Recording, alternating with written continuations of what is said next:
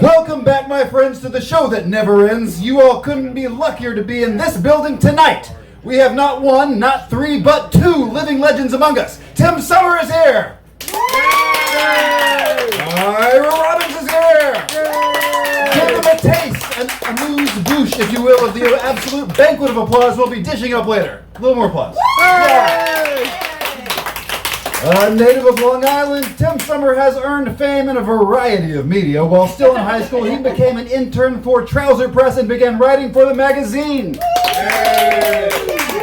He soon added the British Music Weekly Sounds, The Village Voice, and other publications to his freelance resume. As a student at NYU, As a student at NYU, he hosted an influential hardcore punk radio show which played an instrumental role in the launch of The Beast. Steve! I'll take it. He became a news writer and an on-air personality for MTV and music, television, and video hits one. Played bass in the Glenn Branca Ensemble before forming art rock bands Hugo Larga and Hi-Fi Sky. He is also a record producer and was an A&R exec at Atlantic Records. Dispatches from the Kingdom of Outsiders is his second book. People, you wanted the best and you got it. The hottest band in the land. Put your hands together for Tim Sommer. Don't mind me sitting next to you while you do this, do you? What? I don't know. I'm not doing anything. I'm just doodling here. Okay. I handed in this book to the wonderful Ira Robbins. Hold on one second. Here we go. And he helped me curate 45 years of writing, which is insane. And including the enormous disappointment. It really is. I don't know if anyone else can identify this. I know if you're an artist or an actor or a filmmaker or a writer, if you can identify with the fact of reading stuff you wrote when you were 17, and you don't write any better now. And how incredibly humbling, I think is the word I wrote. So I handed in all this stuff, which is 40, and I get true, it's weighted a lot to stuff I've written in the last 15 years. Maybe I will use it then. So I handed in this book, and we curated it, and we thought we were going to do this, that, and I was very generous and very kind. There's only one piece of mine he rejected outright. And that's the piece I'm going to read you right now. Uh-oh. It's the piece on Hylum. Oh, okay, yeah, that was the one. We don't need this one. I've never heard of this band. Why are we doing this? Let's not do this. I've done a few, and thanks to Ira and his marvelous publicity team, I've done a few interviews for this thing already, and they always want to know why. The main thing they want to talk about is the Weezer piece and the Sha-Na-Na Woodstock piece. And maybe I'll read some of those, maybe I won't, but one of these things I'll preface and say that Weezer, I have a fairly firmly held belief that their version of Toto's Africa is the worst thing ever recorded. I thought about this. I thought, well, during the Third Reich, there was this Third Reich authorized there was this jazz band authorized by the Third Reich called Charlie and His Players or something. And they were better than Weezer. So They were motivated. So people ask me about Weezer, and they ask me about my opinion that Sha-Na-Na were the best band at Woodstock, which I can defend. That is a hill I will die on. Yes, you will. Nevertheless, Ira, and they want to ask me about my feelings about Springsteen, which is, they say, is it true that you think Springsteen is overrated? Yes, I think Springsteen is overrated. But then I think the Beatles are overrated too. But just because you're overrated doesn't mean you're bad. Right. And I always go, Springsteen is fucking fantastic, but he is overrated, okay? And I write about that.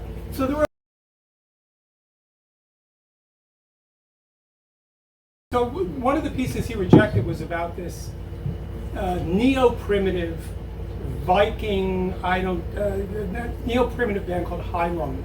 From Finland. No, I think Norway. Norway. Who are part of this whole movement in Central Europe and Northern Europe and Germany, where people are making weird, aggressive music with antlers and shit.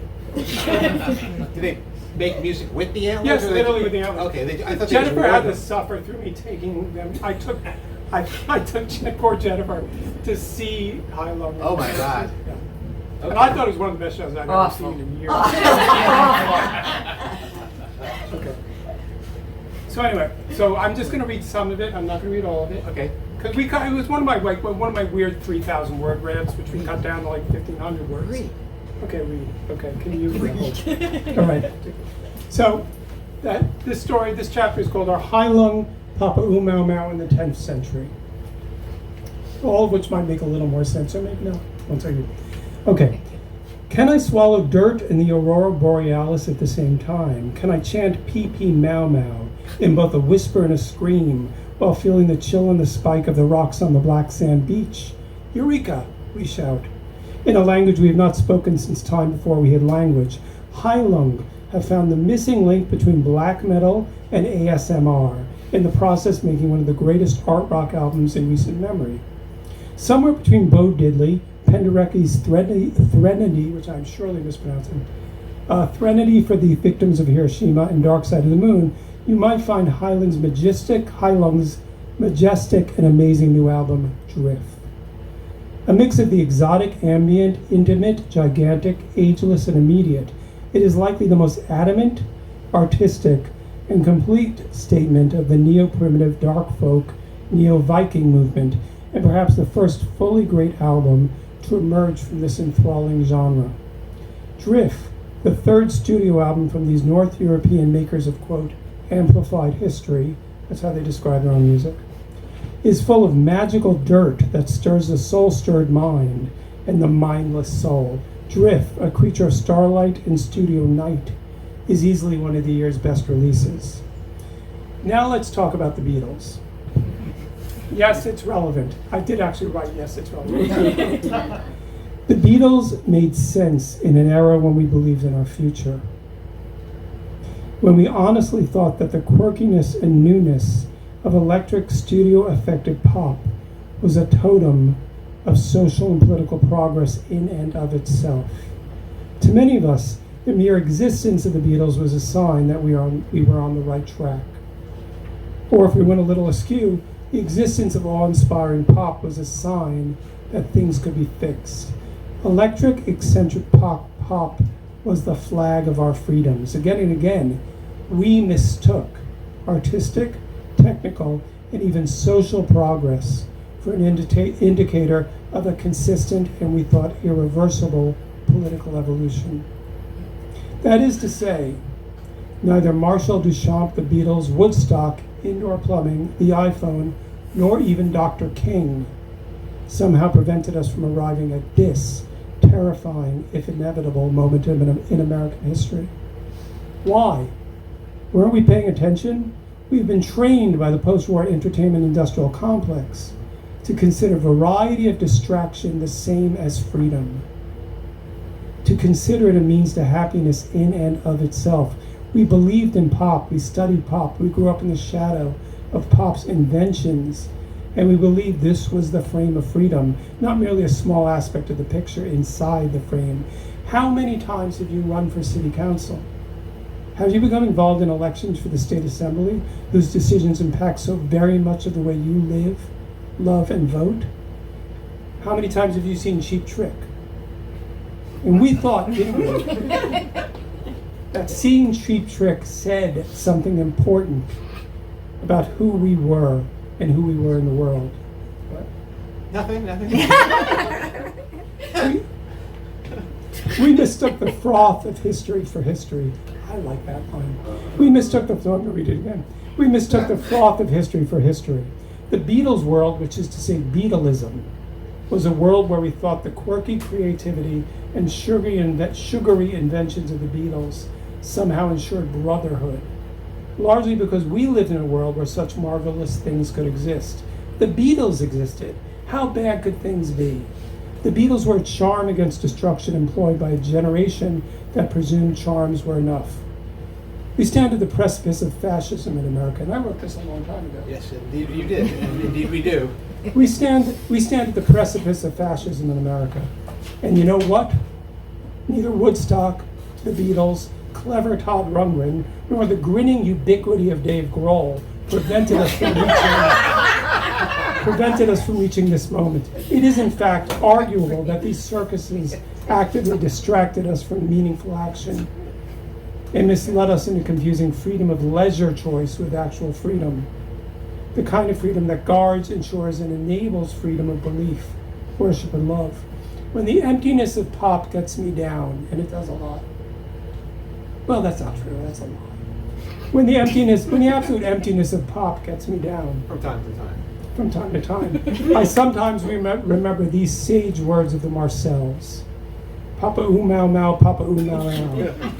And I recall that the greatest thing rock music can give us is a big, fat post-it note reminding us of pop's absolute and necessary connection to our ancestral DNA. Rock is a sound of 30 centuries of the world's disenfranchised made electric, and I love music that reminds me of this.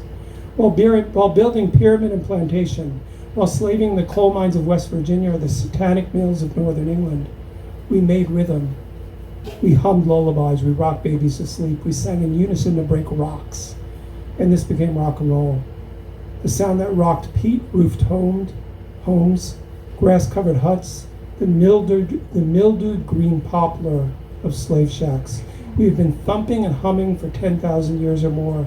When Jephthah came to Mizpah unto his house, and behold, his daughter came out to meet him with timbrels and dances.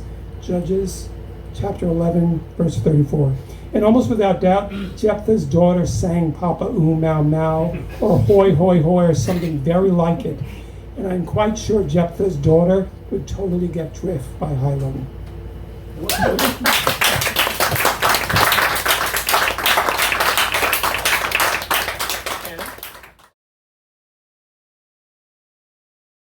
There are a handful of pieces in this book that were written spontaneously. This happens to be a piece that I wrote within an hour of learning that David Bowie died. And I wrote it, and I didn't write it again. I hit send. And in many ways, it comes near the end of the book. In many ways, it's one of the defining pieces of the book, because I think there's a phrase that I've been obsessed with for the last 10 years, and that phrase is the kingdom of outsiders. And in this book, I think, is the very first piece I ever used that phrase in. Is your arm getting tired? No. Okay. So this was written literally within 90 minutes of David Bowie, finding out that David Bowie had passed. He was the king of outsiders. To any of us, to all of us, to everyone who believed life was full of exclamation points and question marks, and not just periods and the dull ellipses of the dreamless. He was our king, our guide, our bodhisattva. He was not just a name, but also a noun. Not just a noun, but also an adjective. Not just an adjective, but also the one we all had in common. Each of us loved him, or was loved by someone who loved him, or fell in love hopelessly, or horrendously, or even rarely happily, with someone who loved him. It began in 7th or 8th grade, with the feeling that you might be a little different. You sensed that these weren't the best years of your life. You believed that somewhere out there was a great city, shimmering with golden lights and stinking with subways smelling of piss, where every corner held an overlit diner where coffee could be snorted at sunrise after an evening of inconceivable and unnatural urban bliss, and that this glittering prize, this city where you belonged, was just waiting for you. And in the hallways of your school, colored aqua green and Wonder Bread yellow, in the hallways of the shoebox of shame and staggering incivility where you were forced to live 8 hours a day. These jocks didn't know your secret. These meat-headed bullies didn't know your secret. Those satin-wrapped, peasant-bloused foxes who never returned your glances, they didn't know your secret. None of them knew your secret. One day you would be someone. Faces scarred by acne, bodies and brains, terrified by wave after wave of testosterone. We withstood gym shower horrors and bit our thumbs until we broke the skin to prevent heretical shouts in social studies class. And still, Everyone told us these were the best years of our lives. But we knew, first deep down and then as close to the skin as the first tawny wires of secret hair, that they were wrong. We looked for our king, and along the way found some boys and some girls also looking, also heretics, also certain that we were being told lies. We needed Breaking Bad, but we got the Brady Bunch. Who was going to take us to our kingdom, our future, where we would be fucked and famous and fulfilled, and carry pens and paintbrushes and guitars into the 1980s and beyond? And then one day, out of the corner of your eye, maybe a shock of orange on a stranger's locker, maybe a rooster red rumor on a t-shirt, there he was. He had been waiting for you. He was beckoning you. The city lies outside your door. These sounds, these flames of hair and soaring chords and sullen sprays of keyboards will take you there. We will be heroes. Yes, you too. He made us realize there was enough of us to make a kingdom. He would lead us across the moat, the middle school moat, and the Middle Neck Road moat, and the Middle America moat. You too can join me in the kingdom of outsiders, where we will all be princes, but I will be your king. He was a king of outsiders. He will always be king. We, who believe life was full of question marks and exclamation points, will always be his subjects. A long, long time ago, when Gerald Ford was president, maybe even before that, when I first spied the louche beauty of Lance Loud, I began asking for directions to the kingdom of outsiders. The first time I saw his face, I knew I'd found the map. Wait, there is more to this. When I heard the news so very early this morning,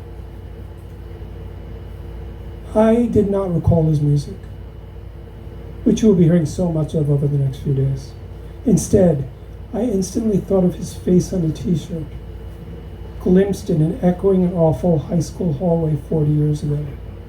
I recalled how the sight was instantly a beacon of hope, a path of the possible, and knowing his name was a passport to other lands in the kingdom of outsiders. I recalled that from that first moment, just the idea of Bowie was a gold and rust-colored torch lighting the way out of the dismal sameness that we somehow suspected was not inevitable. Just the idea of Bowie told us that we were not alone.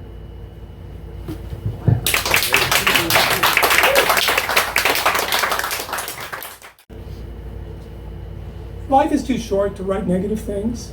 There's so much beautiful, amazing music to turn people on to.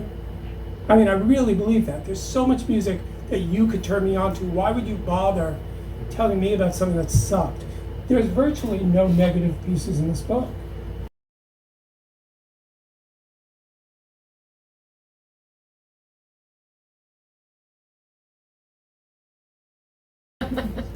Okay. Weezer have released the worst record of all time. Their cover of Toto's Africa is not merely bad, but malevolent, malignant, actually evil. It takes your memories and your relationship with music and turns it into a cancer. Then it crawls inside the feculent death swamp it has created and laughs at you. This is a record that thinks it is smarter than you. This is a record that hates you. Weezer's Africa is the most patronizing record ever made. It pretends to be ear candy. Oh, I like that. But is actually laughing at you cruelly. You are dumb sheep, its creators say. Every single time you enter the word Africa into Spotify or YouTube, it laughs at you some more with the mad drooling cackle of a syphilitic, overprivileged Asian frat boy.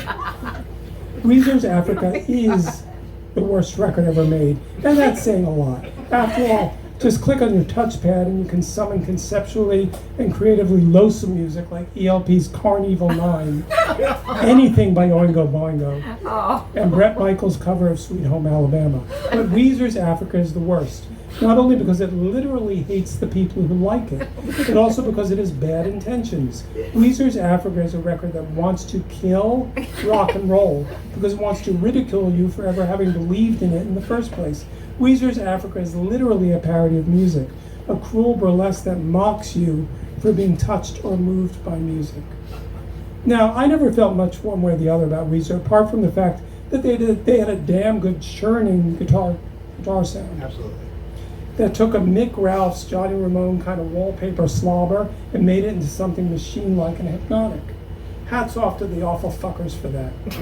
Oh, and sometimes they sounded like the Undertones, if the Undertones had decided to get down on their knees and fillet MTV for years. That's not necessarily a bad thing. And I'm guessing they took their name from a lesser-known Our Gang character, and that's a good one too. But apart from that, there's always a moldy thrift store stink of irony about Weezer. And irony, and I think there's the key here, and irony is to art what kryptonite is to Superman. Irony kills art. Nothing can be moving, meaningful, joy-inducing, or tear-wrenching if irony is involved, because anything that is ironic positions itself as superior to standard human emotion, superior to anything that can touch you. Africa, by Weezer, is pop music's ruffle hair moment, where it dies babbling in its own waste. I'm referring to that incident where Jimmy Fallon, that distasteful, smirking human sow who giggles like a terrified eunuch 5 nights a week, when most of America is watching Netflix, that moment, Jimmy Fallon turned Donald Trump into your awkward uncle, totally negating meaningful dialogue for the sake of a share-worthy moment.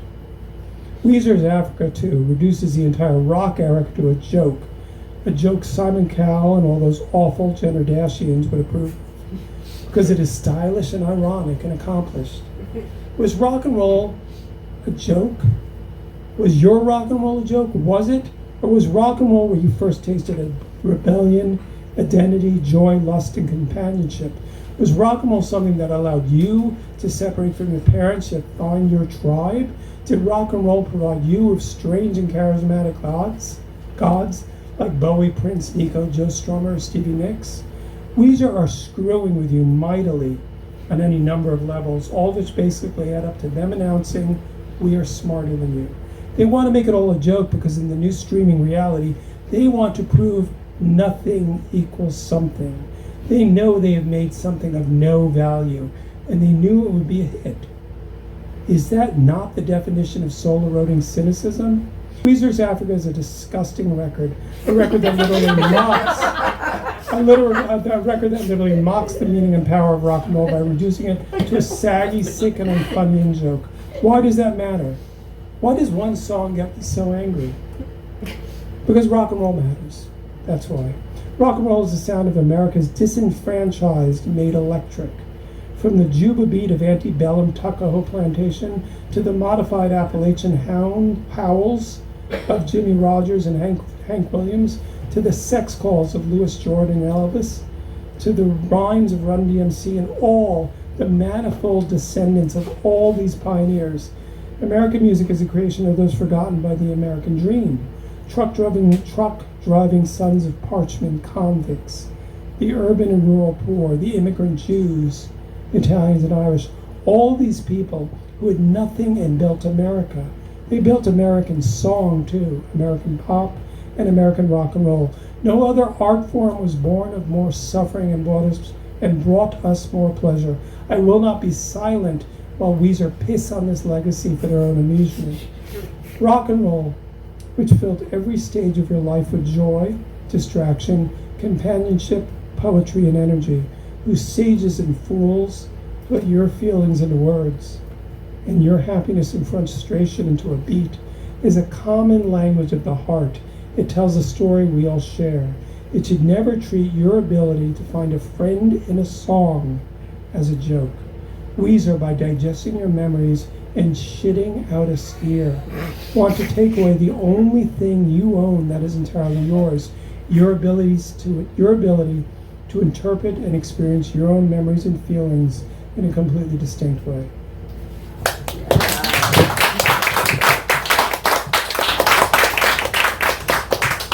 So, Tim and I have been writing about music for more or less the same amount of time, since it's been so long now that my couple of years head start doesn't really add up to very much. And I have to say that my approach has always been rather mechanical. You know, I've always thought about like the music and the words and like sort of analyze them and contextualize them.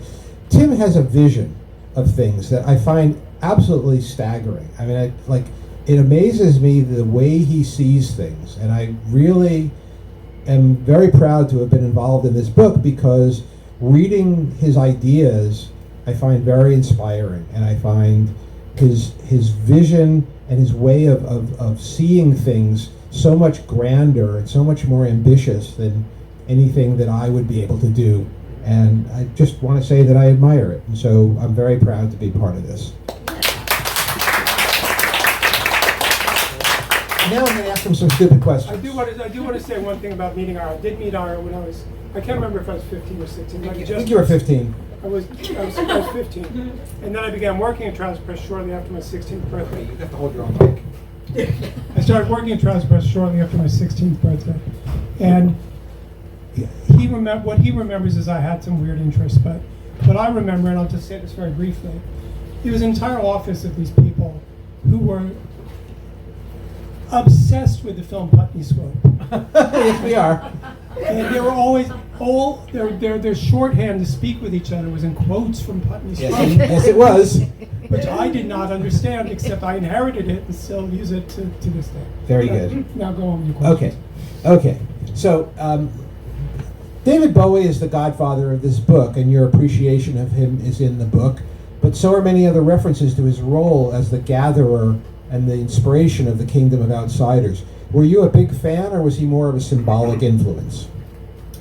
I admire Bowie, and it's a symbolic influence because I'm not a huge fan. I like a lot of his stuff, and I love some of it.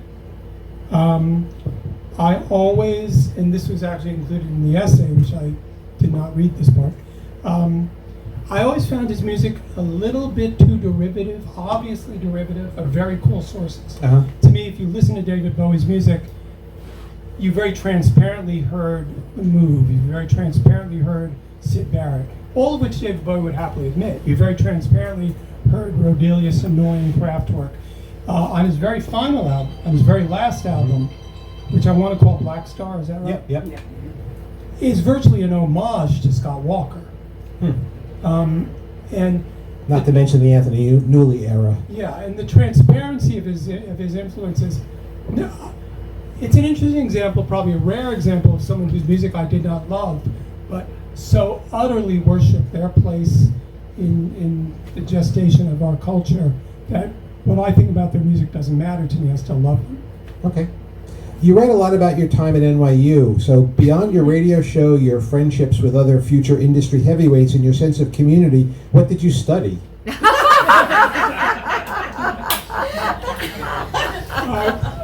few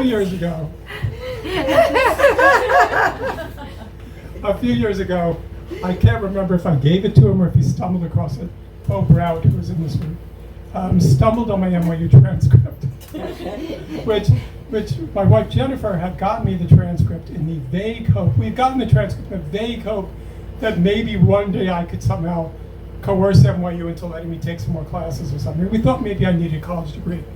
Because what actually happened is I didn't get a college degree, and what actually happened is I was offered, this probably around 15 years ago, I was offered an interesting position teaching a class at a college.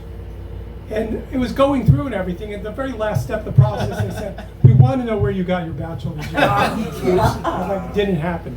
So anyway, Bo Browd stumbled on my transcript, or I showed him my transcript, and he was like, wait, what happened here? And he knows every semester, there were clearly, you could tell from looking at a transcript if someone never went to class. Every semester, there were like 2 classes that I got A's in, that I did really well in, really well. And there were 2 or 3 classes which were whatever you get when you don't show up for the class, even on day 1. So, absent. Long story short is I did some English and art history classes. I thought that I would be interested in urban design, architectural history. And at some point I may have stated that would be my major. So long story short, I'm going to be very honest about NYU. I am not proud of my defenestration from academic defenestration. I really am not, and it makes me very sad that I took advantage of my parents in such a way. And what the social education I got at NYU, and just as importantly, the education I got from my dear friends, some of whom are in this room, on film and music. I went to a famous dorm called the Weinstein Center for Student Living. And you could sit around that front desk and get as good an education in film history and the dynamics of making film as you could at any NYU class. So I didn't, and I think Adam Dubin was the person who taught me this phrase. I didn't go to NYU, I went to Weinstein, which was this amazing social incubator and class. So no, NYU was a total washout for me, except socially, which was enormous. Got it. One of the recent reviews of your book compared your radio voice when you did your NYU show, Noise the Show, to Crazy Eddie, which I think was a really apt comparison. In between playing records, you basically screamed at the top of your lungs. What made you do that? I'm not going to say, it's interesting. That was a completely spontaneous development. I didn't beg. We arranged for me to do this hardcore punk rock. I told NYU that they needed a classic punk and hardcore punk radio show. For some reason they said yes, and they gave me half an hour on Tuesday nights at 7:30. The mic turned on, and that voice came out. Wow. It was completely unplanned, which is why I was never able to do it again. I was never able to do it off stage. Like, I would get hired to do these events. I remember there was this December 1981 concert at the Ritz of the Misfits. Kevin, were you there? Yeah. And they asked me to MC and introduce them. And they probably were expecting that voice instead of like the really serious Tim Sommer, like the serious Tim Sommer proto-Michael Stipe voice. You know? That's what they got. And so it was a completely spontaneous. If you've never heard it, Noise the Show was, as Tim said, a half an hour. He played like 5 or 6 hardcore singles and screamed in between them. I mean, like really at the top of his lungs, frantically, like the taxi that was going to take him to the airport to make the flight that was going to get him to his wedding had just left, and so he was like trying to get him back. It was unbelievable. There's a lot of Noise to Show on YouTube, which always amazes me. It's quite extraordinary. I'll tell you, and I know this is probably off subject, but of all the weird or interesting or valuable things that I've done in my life, in the A&R business, as a musician, blah, blah, blah, whatever, as a writer, all these things, the one that I feel I'm still most recognized for is the one freaking year I did this radio show. Noise the Show still reverberates, and like, it's weird. So you went from being a loud champion of hardcore punk, the realm of hard, fast, loud, to a proponent and creator of slow and gentle, dreamy music in your band, Hugo Largo. The experience that prompted that is in the book, but perhaps you can talk about how you actually navigated that transition. Leaving the world of hardcore punk was easy. Circa 1982, and interesting, there's a lot of this in the next book, but whatever. Circa 1982, hardcore punk started to be taken over by knuckleheads. The more interesting musicians started drifting toward the metal end of things. What left, it was just, there's a quote from Kate Shelley, it became something which became about the stage diving and the macho energy on stage, and then bands had to cater to that, which meant that artistic element was out. Whatever was artistic or interesting to me about hardcore was out the window. At exactly that same moment, I began discovering bands like the Swans, and very, very early on, the Swans and Sonic Youth and Live Skull and Ut and Rad all these bands that were in East Village doing very interesting music. So I drifted towards that. Hugo Largo, very simply put, and Kevin was literally there at the birth of Hugo Largo. I mean, as I was conceiving the ideas in our apartment on Thompson Street in 1982 and 83. Hugo Largo was, I wanted to take the energy and the experimentation that I saw in Sonic Youth and Swans and Ut and make it quiet, which was interesting. An idea that no one, I understand since then a lot of people have done it. In New York, it was very weird. No one was doing that kind of painterly, expressive music quietly. Of all the creative pursuits you've pursued, journalism, production, performing, being on the air, being a record executive, which one have you found the most rewarding or enjoyable or satisfying or stimulating? Take your pick.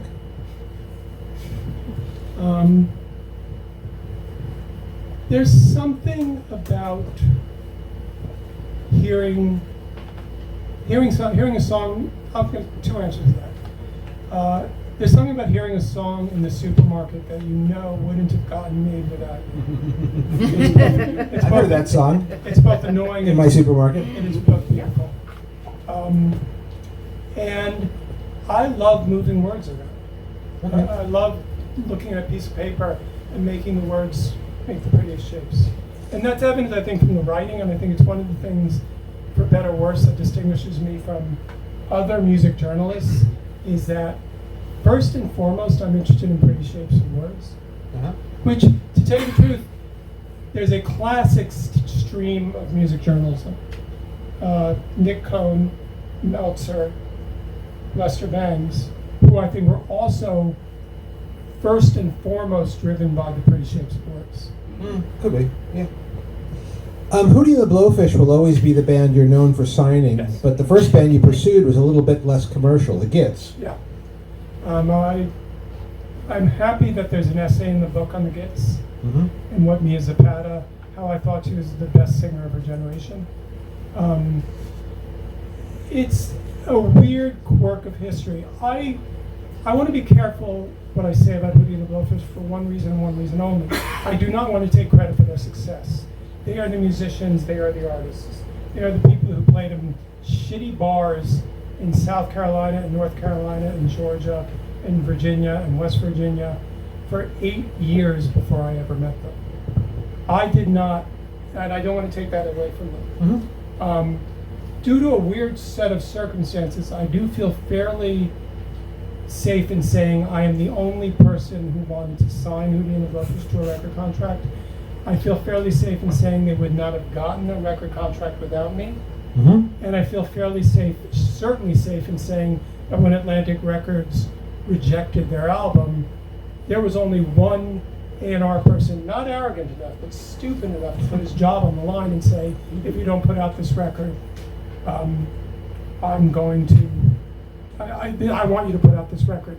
Unfortunately, the person I told that to, Danny Goldberg, said, and I will quote Danny and use his voice as well. Timmy, if it's that important, yeah, I'll do it for you.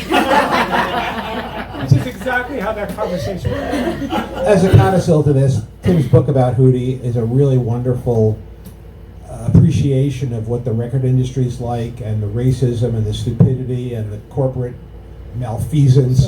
It has nothing to do with Hootie and the Blowfish type, really. I mean, like, you literally do not have to give a shit about whether Hootie and the Blowfish ever made a record or not to enjoy that book and to appreciate what Tim shares in it. You know, as much credit as I get for saying that, insisting that record came out, it wouldn't have happened without Danny. Now, having said that, getting back to the Gits, in June of 1993, I saw and was blown away by the Gits, who I thought had a singer who was what would happen if Johnny Rotten and Patti Smith and Janis Joplin had a baby. And an incredible, tightly wound rock band that was playing a sort of like slinky tight metal punk behind her. And I decided, I was a new A&R person at Atlantic Records, and I decided this is the first band, this is the band that I'm going to sign. This is the first band I want to be associated with. This is the band I'm going to sign. Literally, and I met the band in Los Angeles at a Chinese restaurant, and we shook hands on that. And the Gits were going to be the first band I ever signed. A week later, Mia Zapata, the singer in this band, was tragically murdered. Very shortly after that, within 4 weeks of that, I became aware of Hootie and the Blowfish. I saw Hootie and the Blowfish in a club in Charleston, South Carolina, which is not where they're from, and I knew instantly that I wanted to sign them. That's a whiplash. The point being here, and I wanted to sign them, and I've said this again and again and again, I wanted to sign them because they gave me the same vibe as R.E.M. gave me when I saw R.E.M. in 1982. Okay, the point of all this is, I was a new A&R person. New A&R people, a new A&R person would not have been allowed to sign two bands in 6 weeks, he probably wouldn't be able to sign 2 bands in a year. I knew any artist would have said, you sign this band, we'll give it a year to work out and see what happens. Hootie and the Blowfish only got signed to Atlantic Records, only got that record deal. Only because, again, I'm not taking credit, but it's a fact that no one else was going to sign Hootie. Hootie and the Blowfish would not have gotten that record deal if Mia Zapata had not been tragically murdered. Wow, that's a horrifying I thought. made sure that they knew that, and I made sure that they gave a very significant amount of money to a rape crisis charity set up in Mia's name. Huh, bravo. As a critic, you habitually take positions that you have to acknowledge are difficult to defend, yet you always go at them full bore with an I am right confidence that you know will lead to eye-rolling despair. Oh, there he goes again, selling an argument I can't possibly buy.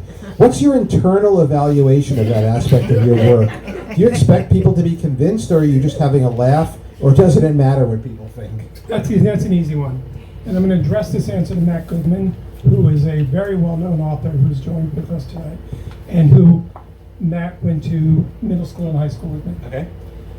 I do it for the same reason that when I would sit across a lunch table from Matt Goodman, or when I would sit in Matt Goodman's bedroom, or he would sit in mine, and I would say, Matt, you have to hear this. I want to tell you, we would tell each other about why this record meant so much to me. I do not, any contrarian position I take, and people will tell me a lot I take contrarian positions, I never take a contrarian position. This is something where I'm going, Matt, you have to understand why I love this band so much. And what's interesting, it's interesting because probably one of the bands I go on and most about, the band Hawkwind, who are probably my favorite ever rock band, there's nothing about them in the book except tangentially. That was my next question. Why there's nothing about Hawkwind? Exactly. Everything I've written about Hawkwind were basically reviews. And my love for Hawkwind and my belief that they are my belief that they are the great, that they are the great missing link between Kraftwerk and the Sex Pistols and Pink Floyd and the Sex Pistols again and Stereolab and all that. It's almost that I can't put it in words because the words just come out of me too much. So that's why, and all the pieces I've written about them have generally been reviews, and there are relatively few reviews in here. Okay. Except the music. Your obituary for Joe Franklin is something of an outlier in the book. Yeah. Did you recall that his office was in the same building as Trouser Press in Times Square? I did not know that until this minute. Oh, okay. Trouser Press had an office at a shitty building at 42nd and Broadway that has been torn down and subsequently rebuilt as first the Condé Nast building and then as the Arthur Anderson building, and now God knows what it is. But there were two. It was just a really old office building, and my dad had an office there, and that's why Trouser Press had an office there. And there were two notable factors of that building that we were aware of. One was that Joe Franklin's office was in the building, and the other one was that Andy Warhol's wig maker was in the building. And we used to see Andy in the lobby, like on his way to get his wigs done, cleaned or crimped or whatever one does to a wig. And the hard part about that is that in 1976, 77, seeing Andy Warhol in New York was not a big deal. It wasn't like, oh my God, that's the guy that created pop art. It was like, oh, there's Andy. It was like seeing Ugly George. There was just things of New York that you got used to. One of my favorite essays in the book is an obituary, not obituary, a memorial about Joe Franklin. And part of it is about this idea. I want to use the word amplified history again, but part of it is this idea. I was in an elevator with him once, and I talked to him. And knowing you are looking in the eyes of someone who looked in the eyes of Jolson, and knowing Jolson looked in the eyes of Weber and Fields, and knowing that there's this continuum of great Bowery Dime Museum, New York City Yiddish vaudeville. But I wanted to write about the idea of looking in the eye of someone who you knew came from this era that you not only that you didn't wish you were there, but you felt so lucky to be an inheritor of. Because I'll tell you something, and I am a fierce believer in this, and I do say this in the book, I believe I say this in the book. When you're young, when you're 21, when you're 25, when you're 30, and I'm talking to my stepkids who are at Kate. Your New York City is your best New York City. That's the best New York City you will ever know, and that's why 30 years from now you will be talking about New York City in the 2020s, in the 2010s, in the 2000s, the way we talk about New York City in the 1970s. That's the continuum. That's a continuum of the kingdom of outsiders. I don't care if it moves from Bushwick to wherever the hell it moves to next. You guys probably know, and I do not. But the fact is, it is a movable kingdom of outsiders. So when I talk to someone when I look Joe Franklin in the eye, and knowing that he looked in the eye, that he went to Lindy's, and the people in Lindy's thought in the 1940s thought that was their best New York City ever. And the people who were at Lindy's, who remembered Bowery Dye museums, and remembered Tony Pastor's, that was their best New York City ever. And this is a continuum of the kingdom of outsiders, which will always somehow end up within the confines of these 5 boroughs, somehow. Given your illustrious past in the world of non-mainstream music, I was a bit surprised that you included in Dispatches sections on the Beatles, not to mention your appreciation of Bob Dylan and an obscure Frank Sinatra album. How do you embrace it all? When I was younger, when you're in high school, probably even when I was in college, and again, I will mention there are people here who knew me in high school and knew me in college, that's a time when you have music as a form of identity, where you sometimes like things just because you want to be cool, you want to look strange, you want to look different. Right now, and I'd say for the last 30 years, 40 years, I don't know how many, the stuff I like is just because I fucking love it. Mm-hmm. You know? This one, and again, I'm going to reference my greatest hit and or failure. We thought, I signed Hootie and the Blowfish because they reminded me of R.E.M. and I loved R.E.M. and I loved their music. And we thought they were going to sell 50,000 records, and I thought, I can make a great R.E.M. type record with these guys. Everything extremely I like, and I think even the weird stuff I say about the Beatles and the in-depth stuff, and I'm very proud. There's a piece in the Beatles section where I interviewed this guy called Chaz Newby, who played bass with the Beatles for 4 shows in late 1960. They designated him as the guy who was going to replace Stuart Sutcliffe. He turned down the gig after 4 gigs. He decided he wanted to go back to college. Oops. And I'm very proud that after he died, all of a sudden, like Google, wherever they call it, when your name pops up. All these obituaries all over the world were quoting mine, because apparently I'm the only person who ever bothered to interview him. How did you find out about him?